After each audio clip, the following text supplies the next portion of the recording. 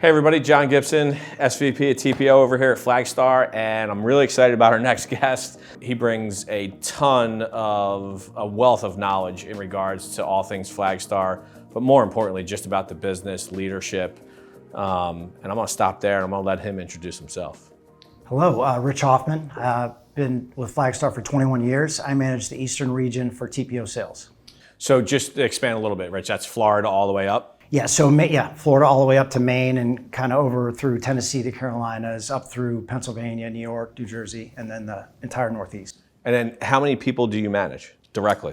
14. Got it, and they're all in the field, spread out up and down that territory? All spread out in the territory in their respective marketplaces and cities anywhere from the Northeast through the Mid-Atlantic, all through the Southeast. Got it. Yeah. So I'll start with this question, right? And I think this means different things to different people. But from your perspective, especially as a leader, when you think of service and commitment, forget about what the industry values that as. What's your definition of that? Yeah, so for me, service is just doing repeatedly over and over again, performing at a high level. A lot of people, to your point, they measure service, they want to measure it by metric. That's right. For instance, we underwrite loans in 24 hours. Right. For me, it's can you perform at a high level across the entire life cycle of a loan, day in and day out? That to me is service. And then I think the other part of it that is so important is when something goes off the rails, because in our business it's going to happen. Of course it is. Right, is how can you get somebody on the phone to That's get right. it fixed? So that to me is how I define service. I think that last point is so true, right? Anybody can be good when things are going great, right? Like when rates are low and there's refinances, quote unquote, falling off the tree and everybody's getting them manufactured through and there's no hiccups, everybody's great then. Right.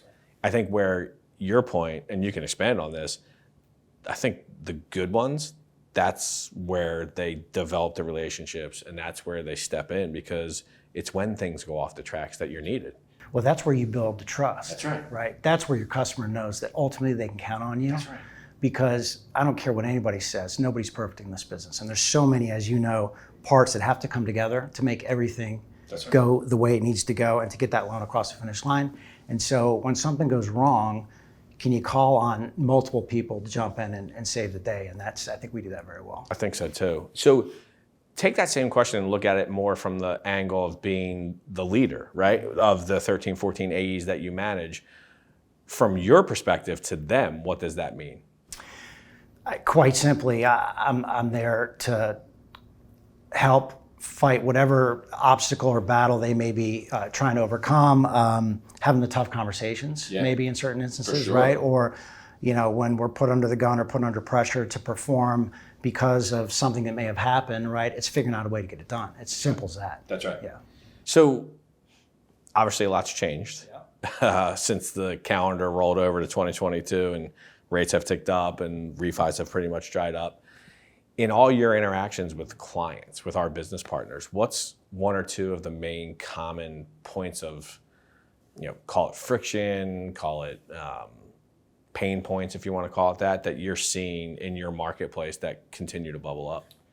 Well, I think something that, and it's funny you say that because I think it's always been true from my perspective, is scalability, right? How you scale a business. So if you just look back a couple of years ago, right, pre-COVID, when COVID started, we were scaling at a very high level. Yeah. And now people are looking to maybe scale the other way, right? So maybe you're scaling downstream a little bit. Maybe some folks are coming in midpoint throughout this entire process and this life cycle of the business that we're going through and trying to figure out how to best position themselves to capitalize going forward. And so I think our role in that is really to help guide them, right? More of a consultative approach, which is what I think our folks do so well, just based on the decades of experience they all have, right? And so I'd like to think that our customers come to us for advice and we're able to help guide them. Yeah. So what do you view, if you're looking at it from like look at your top producers, right? What are some of the characteristics and traits that you see in them that make them successful? And when I say successful, I don't necessarily mean by the definition of, they win the awards trip or they go on the awards trip, but more from, you've been here forever, and these individuals, like you mentioned, you have 13, 14 people, their tenure with us is probably on average 10, 11, 12, 13 years, if not longer. What are some of those key characteristics that you see in them that make them successful? Biggest thing that comes to mind is their passion. It's genuine. They love what they do. Yeah. They love their customers. It's not just a comment or somebody saying that they do. I mean, they eat, live, and breathe what they do, and I think that's important because to them it's not a job; it's what they do. So that's probably the most important thing that I think that I see. And the other thing is they believe in the company they work for. And I think those two things, if you have those two, if you love what you do and you love the company you work for and you believe in both of those things, then you can knock it out of the park. And that's the recipe for success. Sure. Yeah. So this is kind of a question we can go down a couple parts on, but just when I ask it to you, first thing top of mind. So if I'm looking at a new business partner, what would be if you're sitting down with the owner of the company, what would be kind of like your pitch or your elevator pitch as to why they should get signed up with Flagstar? Well, I think, the first thing is, we've been committed to this business for over 30 years, and we've never wavered. That's right. Ever. And we've never exited a channel.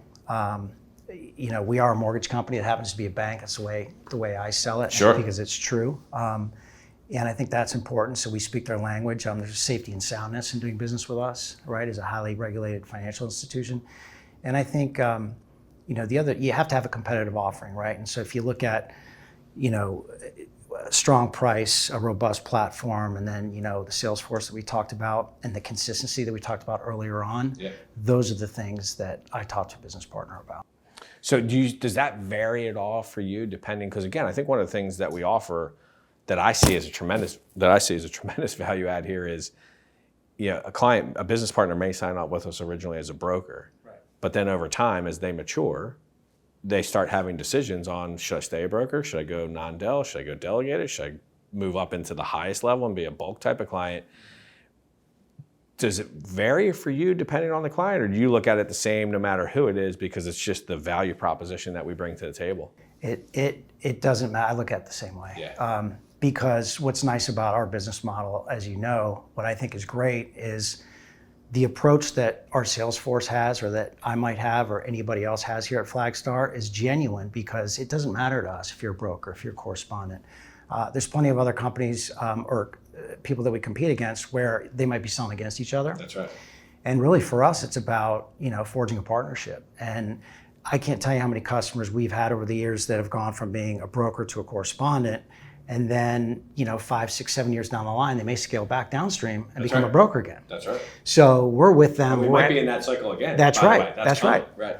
And so we're with them wherever they go. They can't outgrow us. And really, when you talk about our approach and the advice that we give them, if they come to us for guidance, it's genuine because it doesn't matter to the salesperson, to us what channel they're at, right? Well, I think that's one of the other value adds internally, right? Like we always look at things from the perspective of the business partner, which is the right way to look at it, but we also have internal clients as well, right?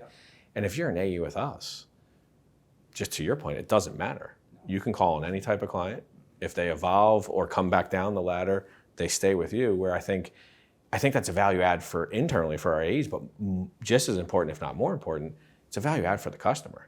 Because I know, to your point, there are some companies that when they reach a certain level, you either get passed to a different person that you don't have a relationship with over the last 5 years, or you just can't do business with that company anymore because they're not in the channel. So I think there's that plays into it too from a value perspective. For sure, absolutely, 100%. And then, I don't know what the number is, but I'd venture to say that 60 to 70% of our customers have changed channels at some point during the life cycle of their relationship with Flagstar. For sure. But dealt with the same person. That's right. Which is pretty cool. Well, and I think the other key too, and I know we've touched on this, and I'll ask you a second question about this in a second, but the warehouse piece in comparison to going that path and dealing with a business partner that doesn't have that ability, you've been passionate about it since I've ever known you, which is regards to that whole offering. So talk about the warehouse component a little bit. Yeah, I think what's great is, a lot of, customers can get to a certain point where they're ready to be a correspondent, and they may go with whoever they look to for that, and they get the warehouse line, and then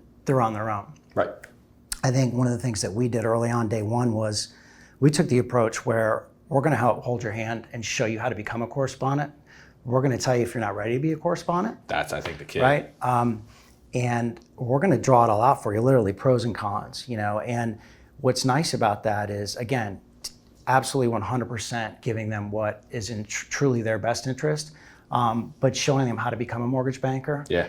And what you find is at the end of that, you're forging a bond and a partnership with that customer that is just unmatched, and they're grateful for it. And because you've taken their business to another level, Yeah. you've not just told them how they can grow, but Right. you've actually helped Walk them through it, Yeah. which is pretty fun. It's that advisor role, right? We talk about the adding value, being an advisor, and I think when you look at the offering from soup to nuts, it allows us to really have educated, thoughtful conversations with business partners. And to your point, what I love is if somebody's not ready, we'll tell them they're not ready, right? And where others may just be, oh, hey, if that's the path, they're going to go it. Here, it's more of an education. Like, are you prepared to make this transition? Do you know you're the lender on the transaction now? You're responsible for this. I think that's what you and your counterparts, the other regions, have been doing well for 20 plus years now. Yeah, it's what I think is probably the most fun part of our job. It really is. Yeah.